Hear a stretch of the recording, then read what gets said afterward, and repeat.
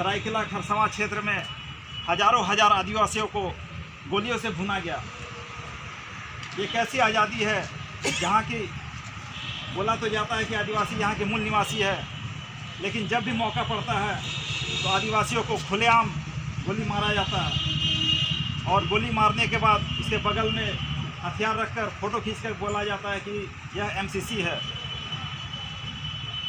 यह कैसी आज़ादी है जहाँ के लोग आज भी भूखे मर रहे हैं। सरकारी गोदाम में हजारों हजार टन अनाज सड़ जाता है, लेकिन भुखमरी के शिकार, कुपोषण के शिकार आदिवासी मूल निवासी समाज को वह अनाज नहीं बांटा जाता है।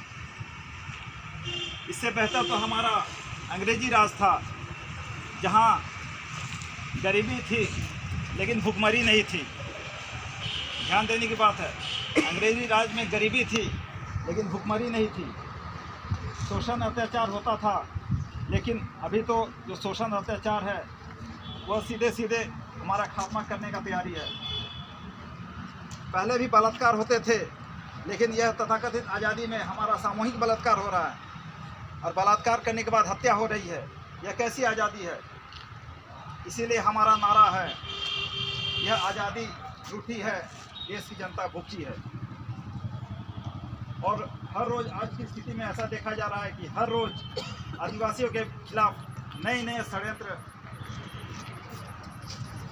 तैयार किए जा रहे हैं। इसमें सबसे नया अभी षड्यंत्र जो देखा जा रहा है कि आदिवासियों को हिंदुओं बनाने का षड्यंत्र चलाया जा रहा है। शुरू से ही हमारा जो रहन सहन, बात व्यवहार, पूजा पद्धति, सांस्कृतिक व्यवस्था, सारा कुछ अलग है, लेकिन फिर भी जबरन हमें हिंदू घोषित करने का प्रयास किया जा रहा है। हम इस देश के मूल निवासी हैं, लेकिन हमें वनवासी बोला जा रहा है। वनवासी मतलब हम लोग जंगली हैं। इस तरह से हमारी पहचान मिटाने की कोशिश की जा रही है। संवैधानिक अधिकार जो कि हमारा 5वीं और 6ठी अनुसूची में हमें सबसे बड़ा अधिकार देता है, जिसमें कि आदिवासियों का स्वायत्त राज होना चाहिए, जिसमें कि हमारा जो ग्राम सभा है वो हमारा सबसे बड़ा अधिकार है, जिसके तहत जो भी शासन व्यवस्था यहाँ होना चाहिए था आज झारखंड और 5वीं अनुसूची के अन्य राज्य में, वह आदिवासियों का ही राज्य होना चाहिए था। और यहाँ नियुक्ति होने वाले चपरासी से लेकर मुख्यमंत्री तक आदिवासी होने चाहिए थे, लेकिन हो रहा है जस्ट उल्टा।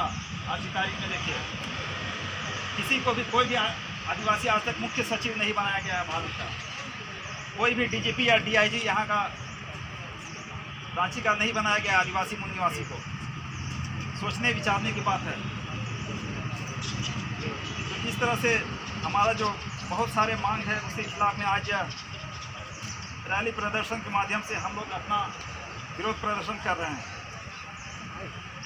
और एक प्रोपोगेंडा जो चलाया जा रहा है, विकास विकास विकास विकास का पहला सबसे बड़ा चरण होता है कि ज़मीन अधिग्रहण करो।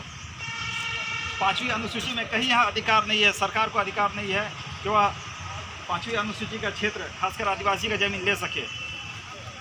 लेकिन फिर भी यहाँ कानून का सीधे सीधे उल्लंघन करके आदिवासियों का हजारों हजार एकड़ भूमि को अधिग्रहित किया जा रहा है और जिनका ज़मीन लिया जाता है उसे उसके हाल पर छोड़ दिया जाता है। जो पैसा भी थोड़ा बहुत मिलता है उसे बिचौलिए मिली भगत से खा जाते हैं। तो जो ज़मीन हमारे पूर्वजों ने कोड़कर जंगल साफ करके जो बनाया रहने लायक, खेती लायक, उसे अभी बाहरी विदेशियों के द्वारा ज़बरदस्ती छीना जा रहा है, हड़पा जा रहा है। इसे भी जानने और समझने की ज़रूरत है।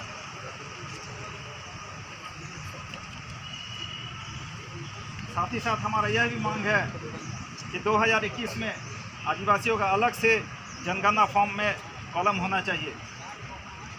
12 करोड़ आदिवासी हम लोग का, हम यह भी मांग करते हैं, क्योंकि हम लोग ना हिंदू है, ना बौद्ध हैं, ना जैन हैं, ना सिख ईसाई हैं। हम लोग आदिवासी हैं, इसलिए हमें भी एक स्वतंत्र पहचान मिलनी चाहिए। इस रैली के माध्यम से हम लोग यह भी विरोध कर रहे हैं, इस बात का भी विरोध कर रहे हैं कि हमें जो झूठे मुकदमों में फंसाकर एमसीसी बोलकर मारा जा रहा है, इसका भी हम लोग विरोध कर रहे हैं।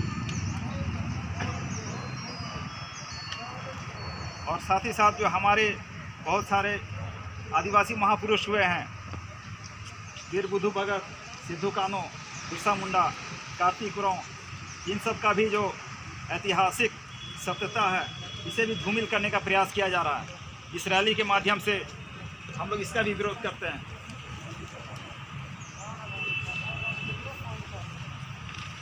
इन सब मुद्दों को लेकर साथ 18 मुद्दे हैं, इनका विरोध में आज यह रैली प्रदर्शन निकाला गया है। और